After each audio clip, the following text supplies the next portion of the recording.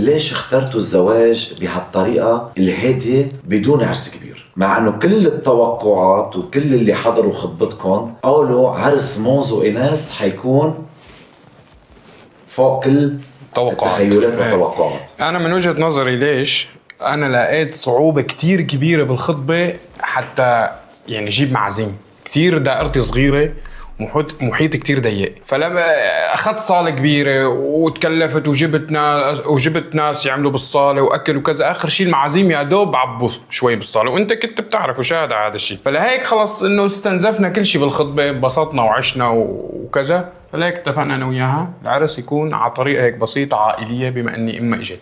أنا بالنسبة إلي يعني كنت بحكيها قبل إنه أنا ما بحب أعمل عرس، بحب يعني استثمر يعني مصرياتنا اللي بدنا نحطهم بالعرس، صالة أو ما بعرف هيك شيء، إنه يا نروح نسافر فيهم يا نعمل شغل لإلنا أو هيك. بحس هذا الشيء أحسن، وخليته بريفات لأنه عائلتي مو كلهم يعني بنات خالات وخالات ما بيطلعوا بالسوشيال ميديا.